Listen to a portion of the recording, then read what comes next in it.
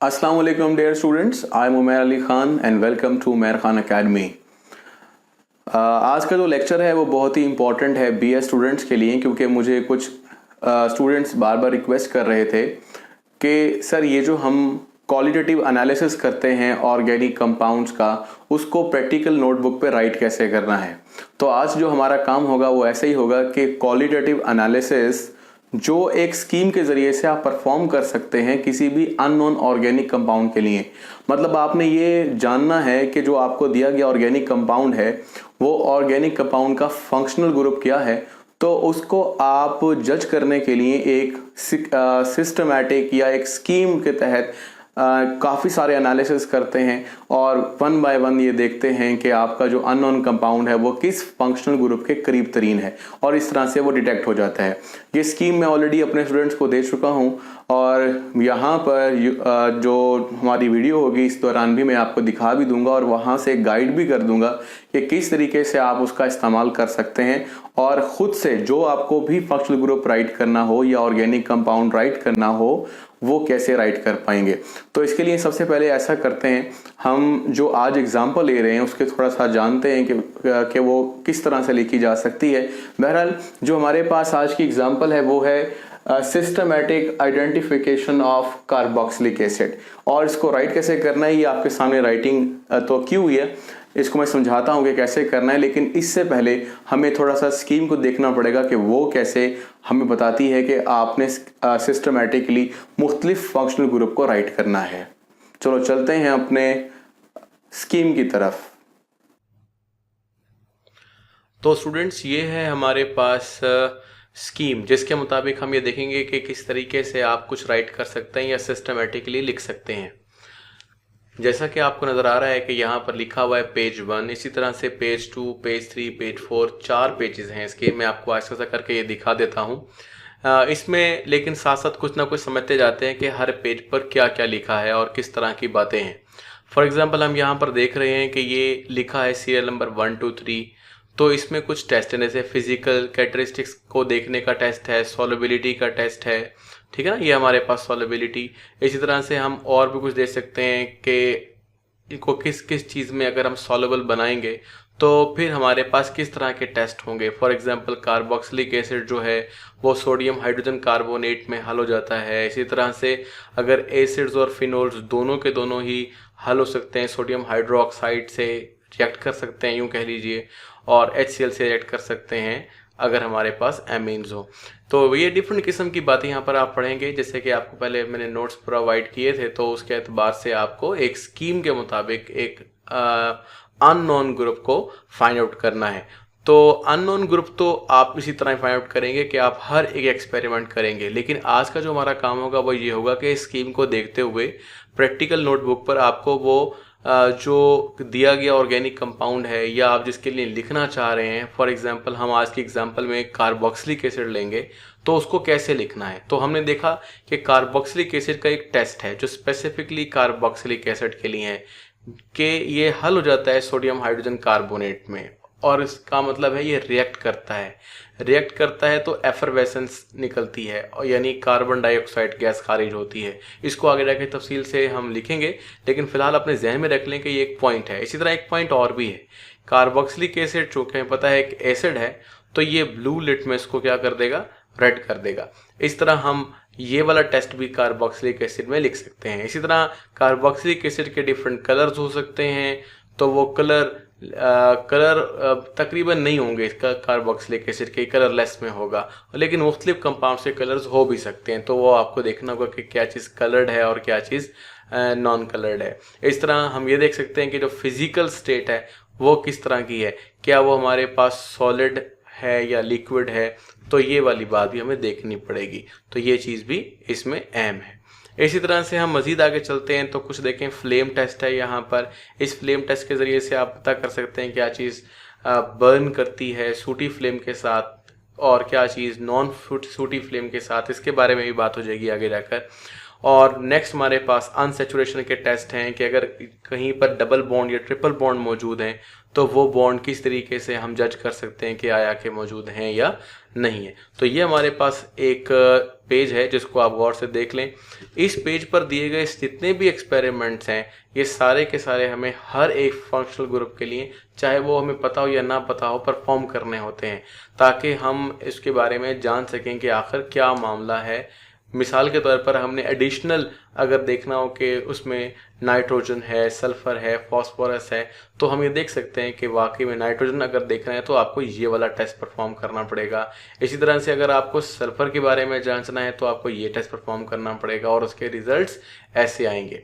इन test को करने के लिए आपको लेसाइंस सॉल्यूशन तैयार करना पड़ेगा। ये लेसाइन सॉल्यूशन जो है इसको कैसे तैयार करते हैं, इसका जो प्रोसीजर है, ये प्रोसीजर यहाँ पर लिखा भी है। तो प्रोसीजर आप यहाँ पर पढ़ेंगे और उसके मुताबिक तैयार करेंगे लेसाइन सॉल्यूशन को।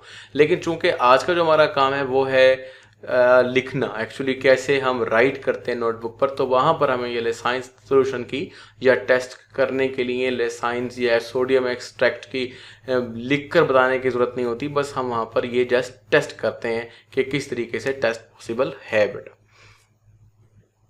इसी तरह से हम मज़ीद आगे चलते हैं तो कुछ और भी देखते हैं।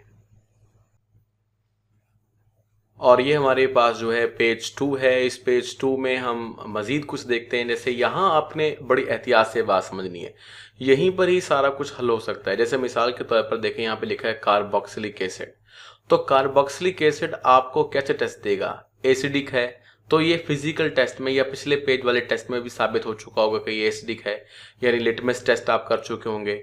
ये सॉल्युबल है सोडियम बाइकार्बोनेट या हाइड्रोजन कार्बोनेट में, ये भी आप साबित कर सकते हैं लास्ट पेज से। और ये सोडियम हाइड्रोक्साइड से रिएक्ट भी कर सकता है। तो ये वो चीज़ें हैं जो आपको पहले लिखनी है। ये कैसे लिखनी है ये आपको आगे जाके समझाते हैं अच्छे तरीके से, लेकिन फिलहाल जहन में रखेंगे कि ये चीज़ यहाँ मौजूद है। इसी तरीके से मिसाल के तौर पर लिखा हुआ है add 1 ml of saturated sodium hydrogen carbonate. ये मुकम्मल तौर पर पूरा एक्सपेरिमेंट लिखा हुआ है। इस एक्सपेरिमेंट का रिजल्ट भी है। जैसे मिसाल के तौर पर ये हमारे पास एक रिजल्ट है। ये रिजल्ट फ्रूटी ऑर्डर के साथ है, मतलब एस्टर टेस्ट कहलाता है। ये कैसे लिखना है?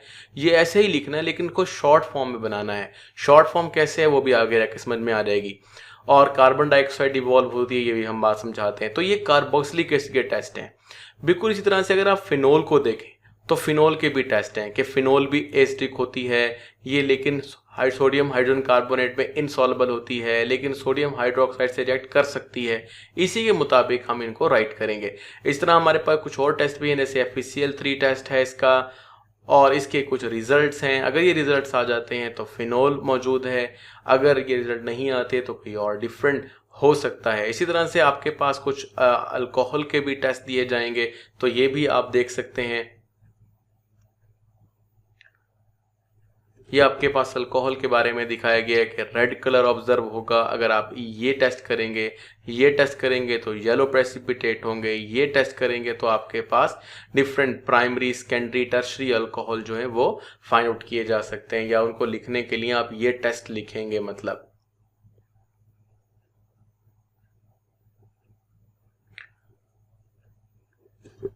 इसी तरह नेक्स्ट देखें, कार्बोहाइड्रेट के लिए हमारे पास मोलिस टेस्ट है, और मजीद यहाँ पर देखें बी में एक्शन ऑफ सल्फ्यूरिक एसिड है उसके ऊपर, और स्मॉल अमाउंट ऑफ कंपाउंड का फेलिंग सोल्यूशन से टेस्ट है। इस तरह मुख्तलिफ हमारे पास जो ऑब्जर्वेशंस आएंगी यही वो ऑब्जर्वेशंस होंगी जिनके मुताबिक आप ये रिजल्ट्स लिखेंगे। तो बहरहाल अगर आप यहाँ पर कार्बोक्सिलिक एसिड, फिनोल और अल्कोहल के टेस्ट भी लिख देते हैं प्रैक्टिकल नोटबुक में तो इतने काफ़ी हैं, लेकिन आपको याद सारे करने चाहिए कि कौन से जो ऑर्गेन के हमारे पास फंक्शनल ग्रुप हैं, जैसे कार्बोहाइड्रेट रखने वाले कंपाउंड्स और कार्बोनाइल कंपाउंड, एल्डिहाइड, कीटोन, मतलब ये सब के सब कौन कौन सा टेस्ट देते हैं, ये याद लाजमी कर लेना चाहिए ताकि परफॉर्मेंस बेशक हो ना हो, लेकिन एग्ज़ाम में जब आप इसको लिखेंगे तो राइटिंग जो है वो आप आसानी से कर पाएंगे। ये हमारे पास पेज नंबर 3 है। इसके अभी कंटिन्यू कर रहा है। एल्डिहाइड और कीटोन्स के डिफरेंट टेस्ट अभी भी चल रहे हैं, जैसे कि फेलिंग सोल्यूशन टेस्ट है और शिफ्ट्स टेस्ट है। इसके मुताबिक कुछ यहाँ पे केमिकल रिएक्शन भी राइट किए गए हैं। ये आपको प्रैक्टिकल नोटबुक पे नहीं लिखने, लेकिन अगर आप अपनी मालूमात के लिए लिखना चाहते हैं कि आखिर वो कौन से रिएक्शंस कैरी आउट होते हैं ड्यूरिंग एक्सपेरिमेंट जो हमें ऑब्जर्वेशन देते हैं, तो वो ऑब्जर्वेशन के मुताबिक आप कुछ यहाँ पे देख सकते हैं कि नए प्रोडक्ट्स कौन से हैं, उनके कलर्स क्या हैं, और उसके मुताबिक कुछ रिजल्ट्स लिख सकते हैं।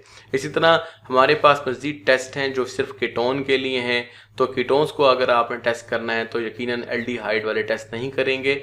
अगर आपको बस कार्बोनाइल कंपाउंड प्रेजेंट हो जाता है तो आप दोनों टेस्ट करेंगे, एल्डिहाइड वाले भी कीटोन्स के भी। अगर एल्डिहाइड नहीं होगा तो यकीनन कीटोन ही होगा, लेकिन कीटोन के कन्फर्मेशन के लिए आपको ये वाले टेस्ट भी कर सकते हैं, मतलब कर सकने हैं, बल्कि आपने अगर आपको कन्फर्मेशन देनी है कीटोन्स की। ये कन्फर्मेशन क्या होती है इसके बारे में भी हम अपनी एग्जाम्पल में समझेंगे।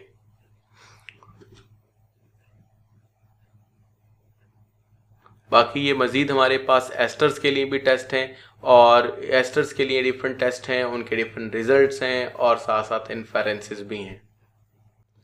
मज़ीद आगे हमारे पास प्राइमरी अमीन्स के लिए डिफरेंट रिएक्शंस दिए हुए हैं, सेकेंडरी अमीन के लिए, टर्शरी अमीन के लिए। इस तरह मुख्तलिफ किस्म के फंक्शनल ग्रुप फाइंड आउट कर सकते हैं। ये हमारे पास पेज नंबर 4 है। इस 4 पेज पर जो है मज़ीद कुछ और पिछली जो अमीन्स चल रहे थे उसके एतबार से ये हमारे पास अमाइड्स के लिए, इसी तरह हाइड्रोकार्बन जो न्यूट्रल होते हैं उसके लिए टेस्ट दिए गए हैं।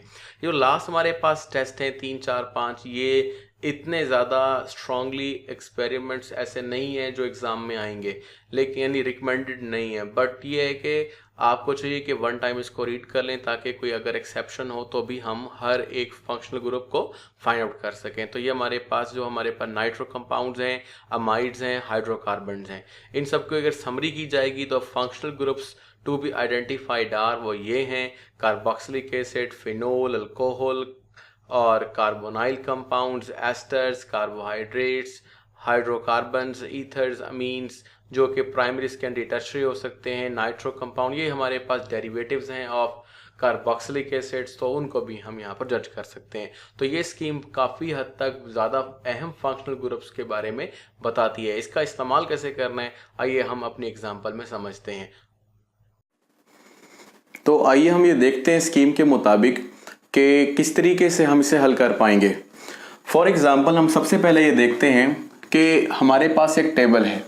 प्रैक्टिकल नोटबुक चूंकि हमारे पास एक इस तरह से लैंडस्केप में तो नहीं होगी, पोर्ट्रेट में होगी, तो इस पोर्ट्रेट मोड के मुताबिक आपने ये समझ लीजिए कि लिखना है serial number, experiment, observation, inference, यानी रिजल्ट्स के कॉलम बनाने हैं ऐसे 4, और फिर उन कॉलम्स में आपको फिलिंग करनी है। वो किस तरीके से? वो इस तरीके से कि आपने लिखना है कि फॉर एग्जांपल आप कुछ टेस्ट करने जा रहे हैं, जैसे कि हमने पढ़ा है कुछ फिजिकल टेस्ट भी हैं, तो उन फिजिकल टेस्ट के मुताबिक हमने चंद एक बातें यहाँ पर राइट भी कर देनी है। फॉर एग्जांपल हम ये कहते हैं कि एक्सपेरिमेंट नंबर 1 है, फिजिकल कैरेक्टरिस्टिक्स देख रहे हैं, स्टेट हमारे पास, हमें ना एक ऑर्गेनिक कंपाउंड दिया जा चुका है, इस ऑर्गेनिक कंपाउंड को आपने देखना है। फॉर एग्जाम्पल जो हमें ऑर्गेनिक कंपाउंड दिया गया है, जैसे कि लिख दिया गया है कार्बोक्सिलिक एसिड है, तो कार्बोक्सिलिक एसिड तो वो है, लेकिन वो डिफरेंट काइंड का हो सकता है फिजिकल स्टेट में। फॉर एग्जाम्पल उसकी स्टेट सॉलिड भी हो सकती है। अगर लोअर हाइड्रोकार्बन्स का कार्बोक्सिलिक एसिड होगा, मतलब ऐसा कार्बोक्सिलिक एसिड जिसमें जो मॉलिक्यूलर वेट है वो कम है, जैसे एस्टिक एसिड है, तो वो लिक्विड फॉर्म में भी हो सकता है। तो बहरहाल हमने एक एग्जांपल यहाँ पे कोट करनी है, उसके एतबार से सब कुछ लिखेंगे। तो ये हमें दिया गया जो ऑर्गेनिक कंपाउंड है वो सॉलिड फॉर्म में दिया गया है, तो ये हमारे पास सॉलिड ऑर्गेनिक कंपाउंड है। और जब हमने इसको देखा तो कलरलेस, यानी इसका मतलब ये है कि काफ़ी सारे, वैसे नॉर्मली ये देखा जाता है कि और जो कार्बोक्सिलिक एसिड्स हैं वो कलरलेस ही होते हैं।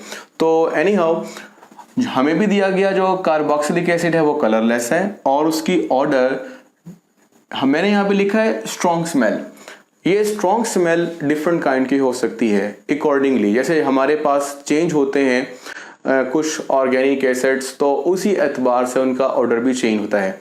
एक ऑर्डर तो सबने समझा हुआ है कि अगर आपके पास मिसाल के तौर पर एस्टिक एसिड मौजूद है तो एस्टिक एसिड की विनीगर लाइक स्मेल होती है, और अगर आपके पास कुछ और किस्म के फिनोलिक एसिड्स भी हो सकते हैं तो उनके अंदर फिनोल लाइक स्मेल भी हो सकती है, यानी फॉर एग्जांपल बेंजोइक एसिड है उसकी अलग स्मेल है। लेकिन अगर सपोज कीजिए आपके पास ऑक्सैलिक एसिड है तो उसकी कोई इतनी ज़्यादा हमें डिस्टिंग्विशेबल ऑर्डर नहीं नजर आती। तो हम यहाँ पर इसी बात को जरा मद्देनजर रखते हुए यहाँ पे लिख रहे हैं कि एक हमें ऑर्डर समझ लीजिए जो महसूस हुई है, तो वो ऑर्डर हमने यहाँ पे लिख दी कि भाई तेज स्मेल थी लेकिन अच्छी तरह डिटेक्टेबल नहीं थी। मतलब आप सिर्फ और सिर्फ सूंघ कर नहीं बता सकते कि दिया जाने वाला जो कंपाउंड है वो वाकई में एसिड है या क्या कहते हैं कोई और भी हो सकता है।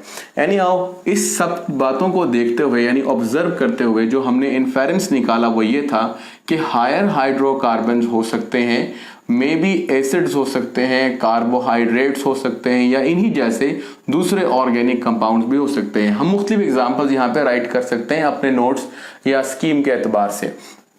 इसी तरह से हम एक नेक्स्ट टेस्ट करेंगे जो सॉल्युबिलिटी टेस्ट होगा। इस सॉल्युबिलिटी टेस्ट के अंदर हम ऑर्गेनिक कंपाउंड को सोडियम हाइड्रोजन कार्बोनेट के सॉल्यूशन में डालेंगे और देखेंगे क्या वो हल होता है या नहीं होता। अगर वो कार्बोक्सिलिक एसिड नहीं है तो फिर वो हल भी नहीं होगा, लेकिन चूंकि हमें दिया जाने वाला जो ऑर्गेनिक कंपाउंड है वो कार्बोक्सिलिक एसिड है, इसलिए वो हल भी हुआ और a colourless odourless gas evolve with effervescence यानी बुलबुले बनकर बाहर निकली। इसके बारे में मैं आपको थोड़ा सा दिखा दूंगा किस तरह से बुलबुले बनते हैं। एनी हाउ, अगर इस सॉल्यूशन को जो हमने बनाया यानी सोडियम हाइड्रोजन कार्बोनेट में ऑर्गेनिक कंपाउंड डालने के बाद अगर आपने उसको लाइम वाटर में डाला तो लिखा है टर्न्ड लाइम वाटर मिल्की। तो ये आपके पास इंपॉर्टेंट चीज है कि वो जो गैस निकली है एफरवेसेंस के साथ वो असल में कार्बन डाइऑक्साइड गैस है। इस चीज को देखते ही अंदाजा हो जाता है कि जो आपको दिया जाने वाला कंपाउंड है वो एक कार्बोक्सिलिक एसिड है। फिलहाल मैंने लिखा है मे बी यानी डाउटफुल लिखा है, may be carboxylic acid group. कुछ ऐसे भी होते हैं जो मिसाल के तौर पर हमारे पास फिनोल्स वगैरह हैं तो वो भी कुछ इस तरह के टेस्ट देते हैं, लेकिन अब हमने उनको नजरअंदाज करते हुए सिर्फ यही सोचना है कि कार्बोक्सिलिक एसिड दिया गया है। चूंकि अक्सर औकात ही होता है कि एग्जाम में अगर परफॉर्मेंस नहीं होती तो वो ऑलरेडी बता देते हैं कि आपको कार्बोक्सिलिक एसिड दिया गया है, आप इसके मुताबिक राइट कर दो। तो जो आपने राइट करना है वो ये करना है। और प्रैक्टिकल नोटबुक में भी चूंकि आपको पता है कि आप कार्बोक्सिलिक एसिड के लिए कुछ राइटिंग कर रहे हो तो इसलिए वो भी इसी तरह से लिखा जाएगा। एनी हाउ, नेक्स्ट देखिएगा। नेक्स्ट आपके पास नंबर 3 पर जो यहाँ पर टेस्ट है that is litmus test. Litmus paper हो आपके पास या लिटमस सोल्यूशन हो, दोनों तरीके से काम चलेगा। रेड लिटमस भी होता है और ब्लू भी होता है। बहरहाल हम जिक्र कर रहे हैं एसिड्स का, तो एसिड्स में यानी ऑर्गेनिक कंपाउंड में थोड़ा सा आपने डालना है पानी और साथ उसमें ब्लू लिटमस पेपर डिप करना है। अगर वो कलर चेंज कर गया यानी ब्लू लिटमस रेड हो गया तो इसका मतलब है प्रेजेंस ऑफ कार्बोक्सिलिक एसिड। आपको कार्बोक्सिलिक एसिड के बारे में पता लग जाएगा या आप कह देंगे कि हाँ होने का काफी मतलब मजबूत इम्कान है। Yes, there is a chance, not only the chance but there is a confirmation. लेकिन शुरू में लिखना नहीं है कि कंफर्म हो गया है, इसके लिए हमारे पास अलग से टेस्ट होते हैं। एनी हाउ, नेक्स्ट देखते हैं क्वेश्चन जो हमारे पास या स्टेप देख लीजिए नंबर 4। हमने ग्लास रॉड को डिप किया। Glass rod is dipped in the compound and subject to flame, यानी इसको कहते हैं हम एक तरह का आप कर रहे हैं फ्लेम टेस्ट। अब फ्लेम टेस्ट जैसे आप करोगे तो फिर burns with the sooty flame या burns with not with the sooty flame. It means that असल में होता यह है कि अगर सिर्फ सूटी फ्लेम आए मतलब काला काला सा धुआं निकलने लग जाए तो इसका मतलब ये होता है कि जो कंपाउंड है उसमें बेंजीन है या वो कंपाउंड एरोमेटिक है। लेकिन हम ये कहते हैं कि जो हमें दिया जाने वाला ऑर्गेनिक कंपाउंड है वो एरोमेटिक नहीं है, तो फिर बर्न्स विद नॉन सूटी फ्लेम, तो वो नहीं जलेगा एक काले काले से धुएं के साथ। तो फिर इस बात पर हम ये कहेंगे, नतीजा अखज करेंगे या इन्फेरेंस देंगे the presence of the aliphatic carboxylic acid. अगर कार्बोक्सिलिक एसिड है भी तो वो सिंपल है, एलिफेटिक है, सिंपल हाइड्रोकार्बन्स में COOH मौजूद है। अब जब ये हम टेस्ट कर लेते हैं इससे हमें कुछ अंदाजा हो भी गया है। जैसे मिसाल के तौर पर कि कार्बोक्सिलिक एसिड है क्योंकि लिटमस टेस्ट पॉजिटिव आ रहा है और सॉल्युबिलिटी में एफरवेसेंस भी हो रही है क्योंकि कार्बन डाइऑक्साइड प्रोड्यूस हो रही है। ये वाली बात तो हमने शुरू से सीखी हुई है, वो ये कि मिसाल के तौर पर हमारे पास जो कार्बोक्सिलिक एसिड ग्रुप है अगर वो रिएक्ट करेगा कार्बोनेट्स या बाइकार्बोनेट से तो हमेशा प्रोड्यूस करेगा क्या, कार्बन डाइऑक्साइड गैस। वही कार्बन डाइऑक्साइड एफरवेसेंस के साथ यहां पर निकलती है। तो ये टेस्ट काफ़ी हद तक मजबूत टेस्ट है, जिससे हम कार्बोक्सिलिक एसिड्स के बारे में अंदाज़ा लगा सकते हैं। अब हम फिर बात करते हैं अगली, वो ये कि जब यहाँ तक पहुँच जाएं, ये टेस्ट ऐसे टेस्ट हैं जो तकरीबन सब ऑर्गेनिक कंपाउंड्स के साथ किए जा सकते हैं, लेकिन उनके रिजल्ट्स डिफरेंट होंगे। तो जाहिर सी बात है ये हम उसके एक नेक्स्ट क्लास के बारे में सोच सकते हैं कि वो कार्बोक्सिलिक एसिड नहीं तो फिनोल हो सकता है, या एल्डिहाइड या कीटोन हो सकता है। It depends on the results, या जो ऑब्जर्वेशंस आपको मिलेंगी उसके मुताबिक जो आप रिजल्ट्स निकालेंगे वो यहाँ पर लिखते जाएंगे। थोड़ा सा स्कीम की तरफ भी देख लेंगे तो कुछ कंपेयर करते हुए आपको अंदाजा हो जाएगा कि हाँ ऐसा पॉसिबल है। फिर हम आगे चलते हैं और एक और टेस्ट करते हैं, दैट इज कॉल्ड लेसाइन्स टेस्ट। ये टेस्ट करना यहाँ पर इंतहाई ज़रूरी नहीं था, लेकिन ये क्योंकि जितने भी हमें आमतौर पर लैब में कार्बोक्सिलिक एसिड दिए जाते हैं एंट्री लेवल पर, वो बिल्कुल मतलब सादा होते हैं, उनमें सिंगल फंक्शनल ग्रुप होता है। लेकिन जब हम मास्टर्स लेवल पर जाते हैं तो हमारे पास फिर ऐसे भी कंपाउंड्स आते हैं जिसमें एक ही कंपाउंड में डबल फंक्शनल ग्रुप होता है। तो फिर हमें इसको बहुत कीनली देखना पड़ता है कि अगर कार्बोक्सिलिक एसिड भी है तो कुछ और भी हो सकता है। एनी हाउ, लेकिन मैंने यहाँ पे लिखा है ताकि आपको ये समझ में आए कि लेसाइन्स टेस्ट असल में ये बताता है कि क्या वहाँ पर उस ऑर्गेनिक कंपाउंड में नाइट्रोजन है, या उसके अंदर क्लोरीन, ब्रोमीन, आयोडीन है, या फिर सल्फर है या नहीं है। तो ये वाली बातें हम देख सकते हैं कि एडिशनल एलिमेंट्स भी हैं उस एसिड में या नहीं। तो फिलहाल इसको लिखा है इस तरीके से कि ये सब एब्सेंट है, लेकिन इसको लिखने का तरीका आपको आ जाएगा। वो कैसे कि देखें, हमारे पास लेसाइन्स टेस्ट के लिए लेसाइन सोल्यूशन या सोडियम एक्सट्रैक्ट तैयार करना पड़ता है। तो ये कैसे तैयार करना है ये हमारी स्कीम में लिखा है, वहां पर आप इसको देख सकते हैं। लेकिन फिलहाल डायरेक्टली प्रैक्टिकल नोटबुक पे कैसे लिखना है वो यहाँ पे लिखा जा रहा है। तो sodium extract plus Mohr salt plus boil plus sulphuric acid, मतलब थोड़ा थोड़ा सा आपने जो वहां पे लिखा है उसको इख्तिसार के साथ मतलब थोड़ा छोटा करके लिख देना है। और जब हमने देखा तो कोई प्रूजन ब्लू कलर नहीं आया, कोई तेज ब्लू कलर नहीं आया। अगर वो आ जाता तो नाइट्रोजन प्रेजेंट थी, अगर नहीं आता तो फिर इसका मतलब है कि हमारे दिए गए कंपाउंड में नाइट्रोजन नहीं है। अब इसके बाद हम ये देखते हैं कि सोडियम एक्सट्रैक्ट लेना है, नाइट्रिक एसिड से रिएक्ट करवाना है, बॉयल करना है, थोड़ा कूल करना है, सिल्वर नाइट्रेट डालना है। अब अगर हमारे पास फॉर एग्जांपल कोई पीपीटी नहीं बनते, ये डिफरेंट कलर्स में भी होंगे अकॉर्डिंगली, अगर क्लोरीन, ब्रोमीन, आयोडीन हुए जो हमारी स्कीम के अंदर ऑलरेडी लिखे हुए हैं, लेकिन अब चूंकि कोई प्रेसिपिटेट पैदा नहीं हुए तो हम कहेंगे कि कोई हैलोजन मौजूद नहीं है हमें जो ऑर्गेनिक कंपाउंड दिया गया इसमें। और फिर अगर हम मजीद आगे चलते हैं तो sodium extract plus acetic acid और लेड एसीटेट की बारी आती है। अगर इन सबको मिलाया जाए और ब्लैक पीपीटी अगर पैदा हो गए तो सल्फर होता है, अदरवाइज सल्फर नहीं होता। तो चूंकि हमने लिखा नो ब्लैक पीपीटी तो सल्फर इज एब्सेंट। इस तरह हमने कहा कि हमें दिया गया जो ऑर्गेनिक कंपाउंड है बिल्कुल सादा है, इसमें एक ही फंक्शनल ग्रुप है जो कि कार्बोक्सिलिक एसिड यानी COOH है, और एडिशनल हमारे पास कोई एलिमेंट्स मौजूद नहीं है। अब इसी तरह से चूंकि ये समझ तो चुके हैं हम कि यहाँ पर कुछ ना कुछ ऑर्गेनिक कंपाउंड ऐसा ही है जो कार्बोक्सिलिक एसिड है, लेकिन अभी तक हमने लिखा था कि मे बी, ठीक है ना, या हमें लगा कि प्रेजेंस है। तो क्या इसको कंफर्म करना जरूरी है? हाँ जी, कंफर्म करके आपने बताना है कि कार्बोक्सिलिक एसिड का कोई ऐसा टेस्ट जो सिर्फ कार्बोक्सिलिक एसिड ही देता हो, वही हमें टेस्ट लेना चाहिए। तो वो टेस्ट कंफर्मेटरी टेस्ट कहलाएगा और इसको हम अलग से राइट करेंगे। अब देखें, ये हमारे पास लिखा है फॉर नंबर 6 के ऊपर ester formation. Ester formation is a very important property of the carboxylic acid. हम यहाँ पर ये कहेंगे कि एस्टर्स फॉर्मेशन हो रही गई अगर कार्बोक्सिलिक एसिड मौजूद है तो organic compound plus ethanol plus few drops of sulphuric acid, अगर ऐसा किया गया और रिएक्शन हुआ, रिएक्शन हो जाने के बाद हम देखेंगे कि वहां पे फ्रूटी स्मेल प्रोड्यूस हो रही है। तो फ्रूटी स्मेल अगर है तो इसका मतलब है कि एस्टर बन गया है, और अगर एस्टर बन गया है तो हमें जो ऑर्गेनिक कंपाउंड दिया गया था ये क्या है? Carboxylic acid. So carboxylic acid is confirmed.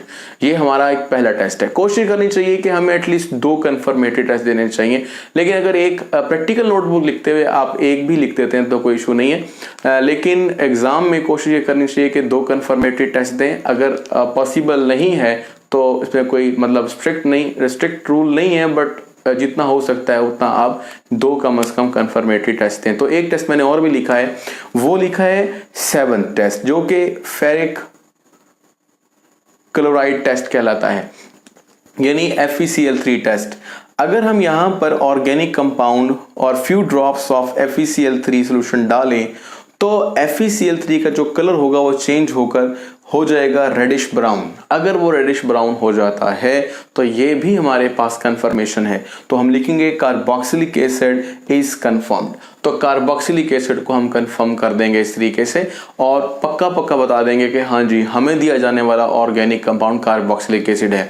बिल्कुल इसी तरीके से आप दूसरी एग्जांपल्स भी यहाँ पे लिख सकते हैं, जो कि फिनोल के लिए हो सकती है, एल्डिहाइड्स के लिए, कीटोन्स के लिए, जो हमारी स्कीम में ऑलरेडी दर्ज है। लेकिन उस आपने थोड़ा सा एहतियात से समझना है कि कौन से हमारे पास फंक्शनल ग्रुप्स कौन कौन से टेस्ट देते हैं। जो टेस्ट वो देते हैं उसी एतबार से आप उनके लिए ये एक समझ लीजिए कि टेबल बना लीजिए और वहां पर उसी के एतबार से ऑब्जर्वेशन दीजिए और उनके मुताबिक रिजल्ट्स आप लिखें। मतलब आपको रिजल्ट ऑलरेडी पता होगा। फॉर एग्जांपल आपको पता होगा कि अगर हमारे पास कार्बोहाइड्रेट है तो कार्बोहाइड्रेट जो होता है वो स्वीट टेस्ट का होता है, उसको जलाएंगे तो वो काला हो जाता है मिसाल के तौर पर, और एक तरह की उस वक्त उसके जलने पर एक स्पेसिफिक स्मेल आती है, चीनी के जलने पर आती है।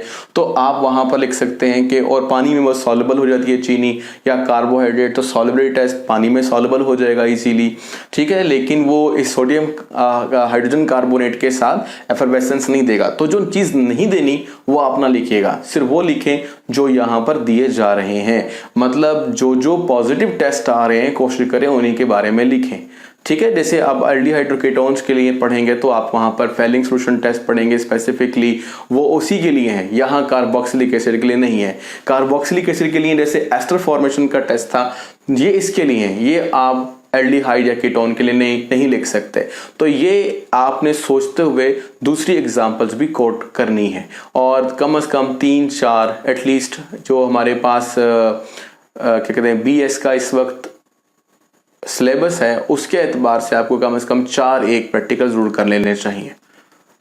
ओके डियर स्टूडेंट्स, उम्मीद है समझ में आ गई होगी। और अगर आपको कोई बात मजीद पता करनी है तो आप कमेंट बॉक्स में से लिख सकते हैं। इंशाल्लाह उसके बारे में हम कोशिश करेंगे कि उसको समझा दिया जाए, एक्सप्लेन कर दिया जाए या वहीं पर ही जवाब दे दिया जाए। Thank you so much.